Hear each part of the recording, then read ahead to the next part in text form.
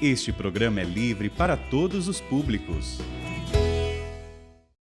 O Senhor esteja convosco. Ele está no meio de nós. Proclamação do Evangelho de Jesus Cristo, segundo São Lucas. Glória a vós, Senhor. Muitas pessoas já tentaram escrever a história dos acontecimentos que se realizaram entre nós, como nos foram transmitidos por aqueles que, desde o princípio, foram testemunhas oculares e ministros da palavra. Assim sendo, após fazer um estudo cuidadoso de tudo o que aconteceu desde o princípio, também eu decidi escrever de modo ordenado para ti, excelentíssimo Teófilo. Deste modo, poderás verificar a solidez dos ensinamentos que recebeste. Naquele tempo, Jesus voltou para a Galiléia, com a força do Espírito, e sua fama espalhou-se por toda a redondeza. Ele ensinava nas suas sinagogas e todos o elogiavam. E veio à cidade de Nazaré, onde tinha sido criado. Conforme seu costume, entrou na sinagoga no sábado e levantou-se para fazer a leitura. Deram-lhe o livro do profeta Isaías.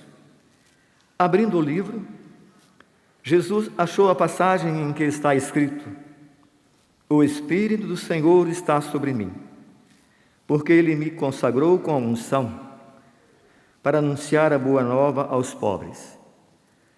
Enviou-me para proclamar a libertação aos cativos e aos cegos a recuperação da vista, para libertar os oprimidos e para proclamar um ano da graça do Senhor.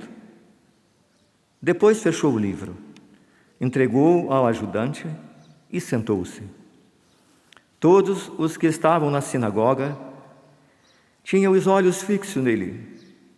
Então começou a dizer-lhes: Hoje se cumpriu esta passagem da Escritura que acabaste de ouvir.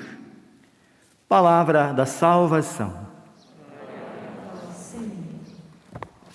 Nas missas presididas por bispo, após a proclamação do Evangelho, com o livro da Palavra de Deus, e nesse dia, mais significativamente, se traça sobre a Assembleia o sinal da cruz com o livro da Palavra. E neste momento, ao ser traçado o sinal da cruz sobre a Assembleia, cada um trace o sinal da cruz sobre si mesmo, reconhecendo que a Palavra de Deus é fonte de vida, é fonte de bênção, é fonte de salvação.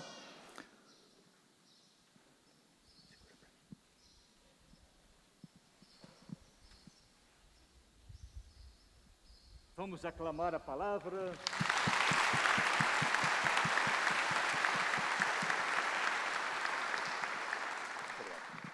Podemos nos sentar?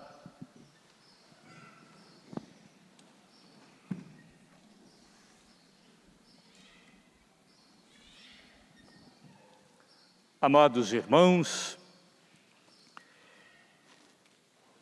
hoje nós celebramos, então, a pedido do Papa Francisco, o Dia da Palavra de Deus.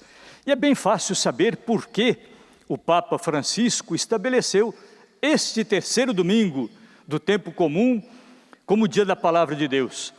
Porque as leituras que nós ouvimos nos falam justamente da palavra que é anunciada, da palavra que orienta a nossa vida e da palavra que deve ser também por nós acolhida, celebrada, vivida. Por isso, então, nós temos esse Dia da Palavra de Deus. A primeira leitura que nós ouvimos do livro de Neemias, nós vemos o povo de Deus do Antigo Testamento, o povo de Israel, que havia retornado do exílio na Babilônia. Retornado do exílio da Babilônia, encontraram o país devastado e semidestruído. E puseram-se então a reconstruir, sobretudo nesse período em que nós ouvimos então a leitura, se reconstruía os muros de proteção da cidade de Jerusalém, os muros de defesa da cidade. E é importante nós vermos que com alegria ali se proclamava a palavra de Deus. Nós vemos como que uma celebração da palavra, uma grande celebração. A palavra começou a ser proclamada no início da manhã e até o meio-dia.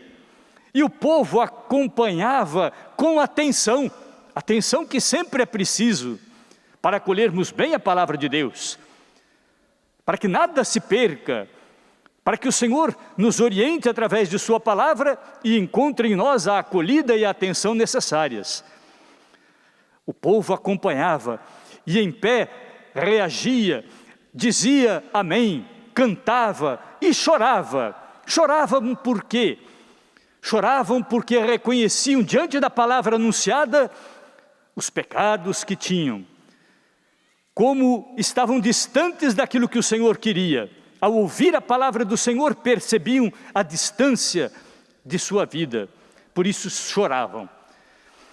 No Evangelho, ou até antes do Evangelho, me desculpem, é interessante nós vemos aqui a correlação.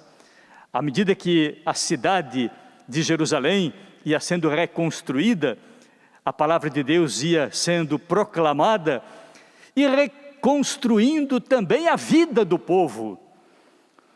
Quando nós ouvimos, acolhemos, refletimos e vivemos a palavra de Deus, a nossa vida vai sendo reconstruída também. E no Evangelho nós vemos o próprio Jesus, que vai à sinagoga. Sinagoga eram as casas de oração dos judeus, casas de oração e de escuta da palavra. Jesus, diz o texto, conforme o seu costume, foi à sinagoga no sábado, que era o dia consagrado a Deus no Antigo Testamento. Tomou o livro da palavra de Deus, deram-lhe o livro do profeta Isaías, e ele achou ali o trecho que dizia: o Espírito do Senhor está sobre mim, o Espírito do Senhor me escolheu, me ungiu e me enviou para proclamar a boa nova aos pobres, a libertação aos cativos. É um Deus libertador. Proclamar a libertação da cegueira, das trevas, aqueles que são cegos, e proclamar um ano da graça do Senhor, o ano do perdão. É isso que Jesus veio realizar entre nós. É essa a mensagem do Evangelho. Ele veio para libertar, veio para dar vida, veio para salvar, veio para nos reconduzir à comunhão com Deus Pai, apagando, perdoando todo o nosso pecado. Esse é o Evangelho, essa é a boa nova que nós celebramos com alegria. E é isso mesmo que no início do trecho do Evangelho que nós ouvimos, Lucas, o evangelista que escreveu esse trecho, disse: olha, eu me pus a escrever isso, apesar de que muitos outros já o fizeram. Outros evangelistas já tinham escrito também aquilo que viram e ouviram e aprenderam de Jesus. E Lucas diz: tendo ouvido aqueles que foram testemunhas oculares, que acompanharam tudo o que aconteceu com Jesus, desde o princípio, desde a Galileia, na Judeia, todo o ministério de Jesus. Lucas então diz: eu vos escrevo, e escrevo a ti, excelentíssimo Teófilo. Olha que interessante. Quem é Teófilo? Não tem nem sobrenome, não tem outra especificação, mas Teófilo significa, são duas palavrinhas gregas, que significa, nesse único nome, amigo de Deus. Então Lucas escreve a Teófilo, ou seja, para todo aquele que quiser ser amigo de Deus. Quem quiser ser amigo de Deus, deve ouvir a palavra de Deus, deve dar atenção à palavra de Deus. E assim, dando atenção à palavra de Deus, viveremos como amigos na proximidade que a amizade realiza. Ninguém pode dizer que ama a Deus se não der atenção à sua palavra. Quem ama a Deus, procure dar atenção à palavra do Senhor. Procure viver de acordo com aquilo que Ele nos ensina, aquilo que Ele nos orienta, aquilo que Ele nos pede. Não poderemos agradar a Deus se não conhecemos a sua palavra. E é por isso que Lucas escreve para que cada um daqueles que querem ser amigos de Deus possam perceber a solidez dos ensinamentos de nosso Senhor. A solidez da palavra de Deus, que nos revela que somos destinados à comunhão com Deus, somos destinados à salvação, somos destinados a vivermos como irmãos. É isso que a palavra de Deus nos revela. A palavra de Deus, pois, serve para nos ajudar a nos educar na justiça, serve para nos corrigir, serve para nos animar quando estamos desanimados, serve para nos confortar quando enfrentamos situações difíceis de sofrimento e dor, serve para nos animar na esperança, mostrando-nos aquilo a que nós somos destinados. Somos destinados à comunhão com Deus, a estarmos na casa do Pai, a vivermos a eternidade com o Senhor. Por isso, então, Lucas, evangelista que escreveu este trecho, diz: eu escrevo para que vocês possam saber a solidez do ensinamento que receberam. Daqueles que foram testemunhas oculares, ou seja, os próprios apóstolos, que tendo convivido com Jesus, anunciaram aquilo que dele aprenderam. E assim nós também, cada um de nós, devemos dar atenção à palavra de Deus, aprender do Senhor Jesus, para depois ensinar aos outros também. Não só ouvir a palavra na igreja, quando ela é proclamada, mas também fazer com que esta palavra de Deus ecoe em nossos lares, em nossas famílias. Que ninguém se contente só em ouvir a palavra de Deus quando vai à igreja. Que em nossas casas, ao menos, se não pudermos todo dia, ao menos uma vez por semana, que possamos nos sentar, pais e filhos, irmãos reunidos, juntos ler um trechinho da palavra de Deus. O bom pegar até uma das cartas, um dos evangelhos, uma das cartas dos apóstolos, que são orientações diretas para aqueles que querem viver como cristãos, querem aprender a ser cristãos. E ir lendo trecho a trecho, a cada encontro, a cada dia ou a cada semana, um trecho seguinte. E assim, ouvindo a palavra, partilhando aquilo que o Senhor nos inspira, partilhamos uns com os outros, e ao partilharmos, nos instruímos mutuamente, e aprendemos a ser cristãos. Famílias cristãs devem transmitir a fé cristã em casa.